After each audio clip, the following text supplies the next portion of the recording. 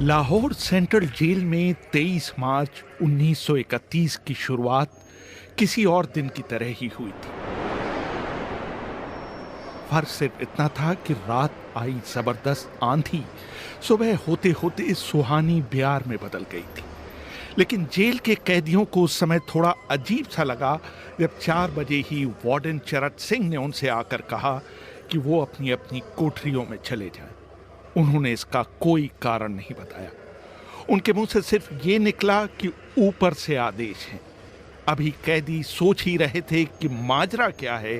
Jail का नाई बरकत हर कमरे के सामने से फुसफुसाते हुए गुजरा कि आज रात भगत सिंह, राजगुरु और सुखदेव को फांसी दी जाने वाली है। जेल के कैदियों ने बरकत से मनुहार की कि वो फांसी के बाद भगत सिंह की कोई भी चीज उन्हें ला दे, ताकि वो अपने पोतों पोतियों को बता सकें कि कभी वो भी भगत सिंह के साथ जेल में बंद थे। बरकत भगत सिंह की कोठरी में गया और वहां से उनका पेन और कंघा ले आया। सारे कैदियों में उस पर अधिकार जताने की होड़ सी लग गई। आखिर में इसके लिए ड्रॉ निकाला गया। अब सब कैदी चुप हो चले थे। उनकी निगाहें उनकी कोठरी के सामने होकर जाने वाले रास्ते पर लगी हुई थी। भगत सिंह और उनके साथी फांसी पर लटकाए जाने के लिए उसी रास्ते से गुजरने वाले थे। एक बार पहले जब भगत सिंह उसी रास्ते से ले जाए जा रहे थे तो पंजाब कांग्रेस के नेता भीमसेन सच्चर ने ऊंची आवाज कर उनसे पूछा था, आप और आपके साथियों ने लाहौर षड्यंत्र केस में अपना बचाव क्यों नहीं किया? भगत सिंह का जवाब था, इनकलाबियों को मरना ही होता है, क्योंकि उनके मरने से ही उनका अभियान मजबूत होता है, अदालत में अपील से नहीं। वार्डन चरत सिंह भगत सिंह के खैर ख्वाह थे और अपनी तरफ से जो कुछ बन पड़ता था उनके लिए करते थे। उनकी वजह से ही लाहौर की द्वारकादास लाइब्रेरी से भगत सिंह के लिए किताबें निकालकर जेल के अंदर आ पाती थी। भगत सिंह पर खासा काम करने वाले चमन लाल अपनी किताब भगत सिंह डॉक्यूमेंट्स में लिखते हैं, भगत सिंह को किताबें पढ़ने का इतना शौक था कि एक बार उन्होंने अपने स्कूल के साथी जयदेव गुप्ता को लिखा था कि वो उनके लिए कार्ल लीबनेक की मिलिटरिज्म, लेनिन की लेफ्ट विंग कम्युनिज्म और अपटन सिनक्लेयर का उपन्यास द स्पाई कुलबीर के जरिए भिजवा दें। भगत सिंह जेल की कठिन जिंदगी के आदी हो चले थे। उनकी कोठरी नंबर 14 का फर्श पक्का नहीं था, उस पर घास उगी हुई थी। कोठरी में बस इतनी सी जगह थी कि उनका 5 फीट 10 इंच का शरीर बमुश्किल उसमें समा पाए। भगत सिंह को फांसी दिए जाने से 2 घंटे पहले उनके वकील प्राणनाथ मेहता उनसे मिलने पहुंचे थे। मेहता ने बाद में लिखा था कि भगत सिंह अपनी छोटी सी कोठरी में पिंजड़े में बंद शेर की तरह चक्कर लगा रहे थे। उन्होंने मुस्कुराकर मेहता का स्वागत किया और पूछा कि आप मेरी किताब रिवॉल्यूशनरी लेनिन लाए या नहीं। जब मेहता ने उन्हें किताब दी तो वो उसे उन्हीं के सामने पढ़ने लगे, मानो उनके पास अब ज्यादा समय न बचा हो। मेहता ने उनसे पूछा कि क्या आप देश को कोई संदेश देना चाहेंगे? भगत सिंह ने किताब से मुंह हटाए बगैर कहा, सिर्फ 2 संदेश, साम्राज्यवाद मुर्दाबाद और इनकलाब जिंदाबाद। इसके बाद भगत सिंह ने मेहता से कहा कि वो पंडित नेहरू और सुभाष बोस को मेरा धन्यवाद पहुंचा दें, जिन्होंने मेरे केस में गहरी रुचि ली थी। भगत सिंह के साथ ही रहे शिव वर्मा अपनी किताब रेमिनिसेंसेस ऑफ फिलो रिवॉल्यूशनरीज में लिखते हैं, मैं भी उसी जेल में था जिसमें भगत सिंह को रखा गया था। एक शाम हमारी जेल के ताले खोले गए और हमसे बाहर निकलने के लिए कहा गया। सरकार चाहती थी कि भगत सिंह की फांसी से पहले हमें वहां से हटा दिया जाए। गेट की तरफ जाने से पहले जेल के सुपरिटेंडेंट ने हमसे पूछा, क्या तुम अपने कॉमरेडों से मिलना चाहोगे?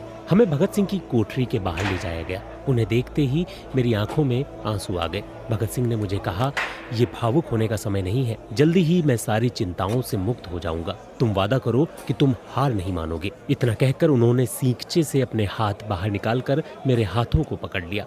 जैसे ही जेल सुपरिटेंडेंट ने ये दृश्य देखा, उसने चिल्लाकर आदेश दिया, मार्च। ये मेरी भगत सिंह से आखिरी मुलाकात थी।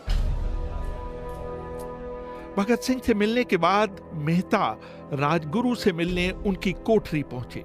राजगुरु के अंतिम शब्द थे, हम लोग जल्द मिलेंगे। सुखदेव ने मेहता को याद दिलाया कि वो उनकी मौत के बाद जेलर से वो कैरम बोर्ड ले लें जो उन्होंने उन्हें कुछ महीने पहले दिया था। मेहता के जाने के थोड़ी देर बाद जेल अधिकारियों ने तीनों क्रांतिकारियों को बता दिया कि उनको वक्त से 12 घंटे पहले ही फांसी दी जा रही। अगले दिन सुबह 6 बजे के बजाय उन्हें उसी शाम 7 बजे फांसी पर चढ़ा दिया जाएगा। भगत सिंह मेहता द्वारा दी गई किताब के कुछ पन्ने ही पढ़ पाए थे। उनके मुंह से निकला, क्या आप मुझे इस किताब का एक अध्याय भी खत्म नहीं करने देंगे? भगत सिंह ने जेल के मुस्लिम सफाई कर्मचारी बेबे से अनुरोध किया कि वो उनके लिए उनको फांसी दिए जाने से एक दिन पहले शाम को अपने घर से खाना लाए। लेकिन बेबे भगत सिंह की ये इच्छा पूरी नहीं कर सके, क्योंकि भगत सिंह को 12 घंटे पहले फांसी देने का फैसला ले लिया गया और बेबे को जेल के गेट के अंदर घुसने ही नहीं दिया गया। थोड़ी देर बाद तीनों क्रांतिकारियों को फांसी की तैयारी के लिए उनकी कोठरियों से बाहर निकाला गया। भगत सिंह, राजगुरु और सुखदेव ने अपने हाथ आपस में जोड़े और अपना प्रिय आजादी गीत गाने लगे। कभी वो दिन भी आएगा कि जब आजाद हम होंगे, ये अपनी ही जमीन होगी, ये अपना आसमां होगा। फिर इन तीनों का एक एक करके वजन लिया गया। सबके वजन पहले से बढ़ गए थे। इन सब से कहा गया कि अपना आखिरी स्नान करें। फिर उनको काले कपड़े पहनाए गए, लेकिन उनके चेहरे खुले रहने दिए गए। चरत सिंह ने भगत सिंह के कान में फुसफुसाकर कहा कि वाहेगुरु को याद करो। भगत सिंह बोले, पूरी जिंदगी तो मैंने ईश्वर को याद नहीं किया। असल में मैंने कई बार गरीबों के क्लेश के लिए ईश्वर को कोसा भी है। अगर मैं अब उससे माफी मांगूं तो वो कहेगा कि इससे बड़ा डरपोक कोई नहीं है। इसका अंत नजदीक आ रहा है, इसलिए ये माफी मांगने आया है। जैसे ही जेल की घड़ी ने 6 बजाए, कैदियों ने दूर से आती कुछ पद चापें सुनी। उनके साथ भारी बूटों के जमीन पर पड़ने की आवाजें भी आ रही थी। साथ में एक गाने का भी दबा हुआ स्वर सुनाई दे रहा था, सरफरोशी की तमन्ना अब हमारे दिल में है। तभी अचानक जोर जोर से इनकलाब जिंदाबाद और हिंदुस्तान आजाद हो के नारे सुनाई देने लगे। फांसी का तख्ता पुराना था, लेकिन फांसी देने वाला काफी तंदुरुस्त था। फांसी देने के लिए मसीह जल्लाद को लाहौर के पास शाहदरा से बुलवाया गया था। भगत सिंह इन तीनों के बीच में खड़े थे। वो अपनी मां को दिया गया वो वचन पूरा करना चाहते थे कि वो फांसी के तख्ते से इनकलाब जिंदाबाद का नारा लगाएंगे। भगत सिंह पर किताब लिखने वाले प्रोफेसर मलविंदर जीत सिंह वराइच लिखते हैं, लाहौर जिला कांग्रेस के सचिव पिंडी दास सोंधी का घर लाहौर सेंट्रल जेल से बिल्कुल लगा हुआ था। भगत सिंह ने इतनी जोर से इनकलाब जिंदाबाद का नारा लगाया कि उसकी आवाज सोंधी के घर तक सुनाई दी। उनकी आवाज सुनते ही जेल के दूसरे कैदी भी नारे लगाने लगे थे। तीनों युवा क्रांतिकारियों के गले में फांसी की रस्सी डाल दी गई, उनके हाथ और पैर बांध दिए गए। तभी जल्लाद ने पूछा, सबसे पहले कौन जाएगा? सुखदेव ने सबसे पहले फांसी पर लटकने की हामी भरी। जल्लाद ने एक एक कर रस्सी खींची और उनके पैरों के नीचे लगे तख्तों को पैर मारकर हटा दिया। काफी देर तक उनके शव तख्तों से लटकते रहे। बाद में उन्हें नीचे उतारा गया और वहां मौजूद डॉक्टरों लेफ्टिनेंट कर्नल जे नेल्सन और लेफ्टिनेंट कर्नल NS सोधी ने उन्हें मृत घोषित किया। कुलदीप नैयर अपनी किताब विदाउट फियर में लिखते हैं। एक जेल अधिकारी पर फांसी का इतना असर हुआ कि जब उससे कहा गया कि वो मृतकों की पहचान करे तो उसने ऐसा करने से इनकार कर दिया। उसे उसी जगह पर निलंबित कर दिया गया। बाद में एक जूनियर अफसर ने ये काम अंजाम दिया।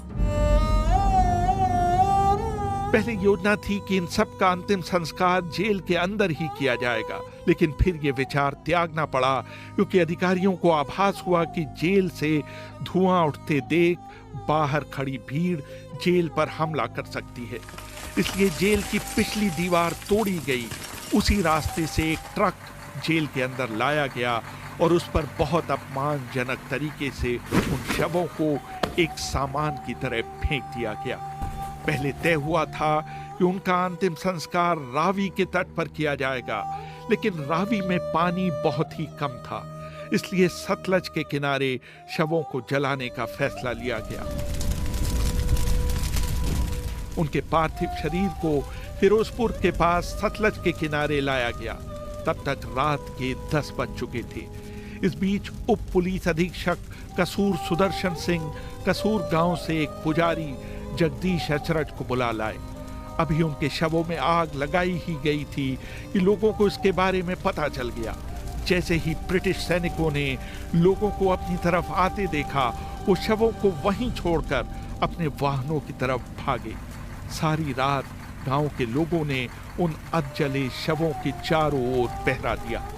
अगले दिन दोपहर के आसपास जिला मजिस्ट्रेट के दस्तखत के साथ लाहौर के कई इलाकों में नोटिस चिपकाए गए, जिसमें बताया गया कि भगत सिंह, सुखदेव और राजगुरु का सतलज के किनारे हिंदू और सिख रीति से अंतिम संस्कार कर दिया गया। इस खबर पर लोगों की कड़ी प्रतिक्रिया आई और लोगों ने कहा कि इनका अंतिम संस्कार करना तो दूर, उन्हें पूरी तरह जलाया भी नहीं गया। जिला मजिस्ट्रेट ने इसका खंडन किया, लेकिन किसी ने उस पर विश्वास नहीं किया। इन तीनों के सम्मान में 3 मील लंबा शोक जुलूस लाहौर के नीला गुंबद से शुरू हुआ। पुरुषों ने विरोध स्वरूप अपनी बाहों पर काली पट्टियां बांध रखी थीं और महिलाओं ने भी काली साड़ियां पहन रखी थीं। लगभग सभी लोगों के हाथ में काले झंडे थे। लाहौर के मॉल से गुजरता हुआ जुलूस अनारकली बाजार के बीचों बीच जा रुका। यकायक पूरी भीड़ में उस समय सन्नाटा छा गया जब घोषणा की गई कि भगत सिंह का परिवार तीनों शहीदों के बचे हुए अवशेषों के साथ फिरोजपुर से वहां पहुंच गया है। जैसे ही 3 फूलों से ढके ताबूतों में उनके शव वहां पहुंचे, भीड़ भावुक हो गई। लोग अपने आंसू नहीं रोक पाए। वहीं पर एक मशहूर अखबार के संपादक मौलाना जफर अली ने एक नज्म पढ़ी, जिसका लब्बो-लबाब था कि किस तरह इन शहीदों के अधजले शवों को खुले आसमान के नीचे जमीन पर छोड़ दिया गया। उधर भगत सिंह की फांसी के बाद वार्डन चरत सिंह सुस्त कदमों से अपने कमरे में पहुंचे और फूट फूट कर रोने लगे। अपने 30 साल के करियर में उन्होंने सैकड़ों फांसियां होती देखी थीं, लेकिन किसी ने मौत को इतनी बहादुरी से गले नहीं लगाया था जितना भगत सिंह और उनके 2 कॉमरेडों ने। कम से कम उस समय किसी को इस बात का अंदाजा नहीं था कि 16 साल बाद उनकी शहादत भारत में ब्रिटिश साम्राज्य के अंत का एक कारण साबित होगी और भारत की जमीन से सभी ब्रिटिश सैनिक हमेशा के लिए चले जाएंगे।